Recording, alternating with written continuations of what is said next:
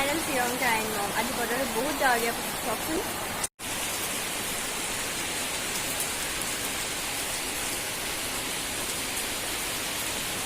এনেকুৱা ডাৱৰীয়া বতৰত তাৰ কি খাবলৈ মন যায় বাৰু। আজি আমাৰ ডাৱৰীয়া বতৰৰ স্পেচিয়েল কি আছে আহকচোন চাওঁ। আজি মায়ে বনাব লৈছে চিকেন ম'ম'। চিকেন ম'ম' বনাবলৈ প্ৰথমতে বোনলেছ চিকেনখিনি বইল কৰি ল'ব লাগিব। আনফালে ম'ম' চাটনি বনাবলৈ দুটামান শুকান জলকীয়া আৰু দুটা বিলাহী বইল কৰি ল'ব লাগিব।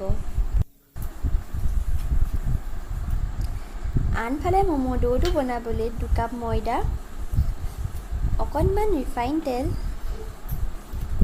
আৰু অলপমান নিমখ দি ভালদৰে ডোটো মিলাই ল'ব।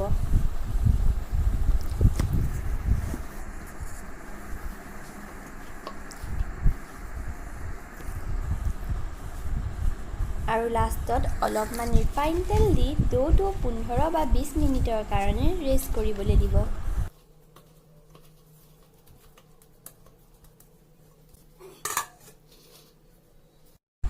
এতিয়া কেৰাহীৰ পৰা মাংসখিনি নমাই সৰু সৰুকৈ কাটি ল'ব।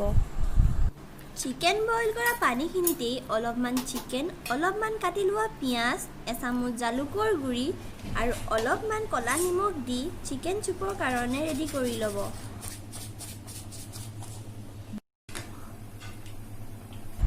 আনফালে ম'ম' চাটনিৰ কাৰণে জলকীয়া আৰু বিলাহী দুটা বইল হৈ গ'ল।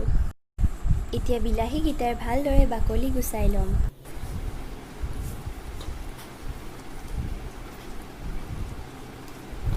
আৰু এটা মিক্সি জাৰত বিলাহী আৰু জলকীয়াৰ লগত অলপমান পদিনা, দুচকলমান আদা, দুফুটামান নহৰু আৰু অলপমান ক'লা নিমখ দি পেষ্টটো বনাই ল'ব। আৰু পদিনা চাটনি বনাবলৈ অলপ পদিনা, আদা, নহৰু আৰু নেমু দি পেষ্টটো বনাই ল'ব। এয়া আমাৰ ম'ম' চাটনি ৰেডি হৈ গ'ল। ম'ম' ফিলিঙৰ কাৰণে লাগিব কাটি লোৱা বইল চিকেন আৰু দুটা কাটি লোৱা পিঁয়াজ। কেৰাহী এখন গৰম কৰি প্ৰথমতে তাত তেল দি ল'ব। তেল গৰম হোৱাৰ পাছত পিঁয়াজখিনি দি ল'ব আৰু অলপ সময় ভাজি ল'ব।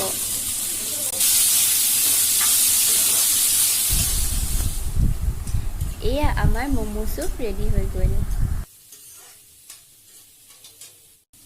পিঁয়াজখিনি অলপ ভজাৰ পাছত মাংসখিনি দি দিব।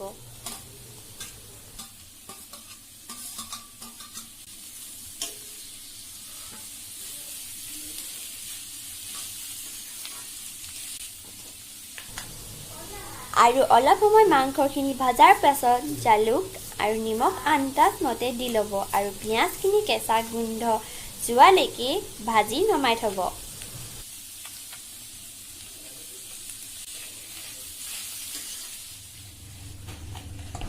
এতিয়া ম'ম' বনাবলৈ ডোটো ৰেডি হৈ গ'ল।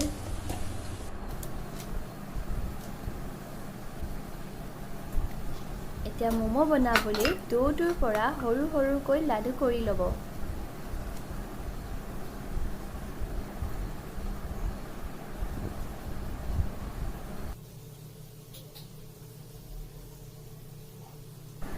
আৰু পাতল পাতলকৈ ৰুটিখন বেলি ল'ব।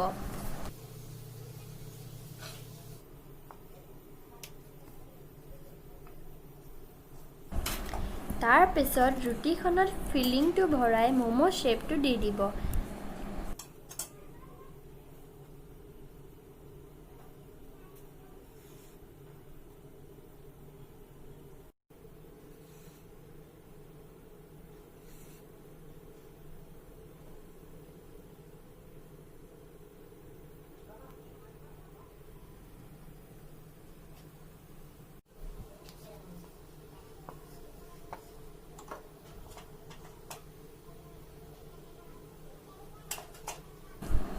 আজি মায়ে 3টা শেপত ম'ম' বনাইছে।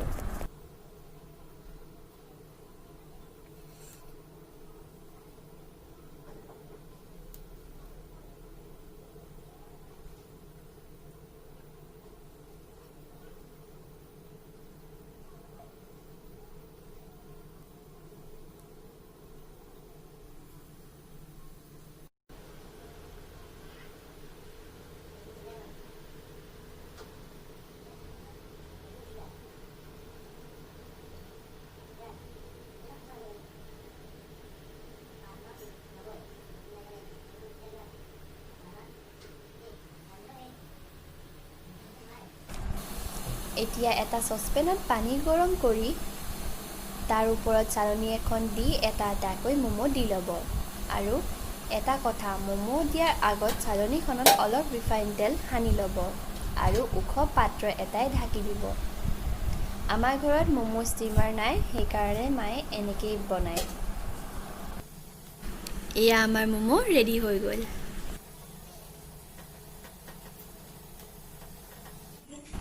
এতিয়া আমাৰ ম'ম' চিকেন চুপ, ম'ম' চাটনি আৰু পদিনা চাটনিৰ সৈতে খাবলৈ ৰেডি হৈ গ'ল। এয়া আমাৰ ম'ম' খাবলৈ ৰেডি হৈ গ'ল। আহকচোন টেষ্ট কৰি চাওঁ।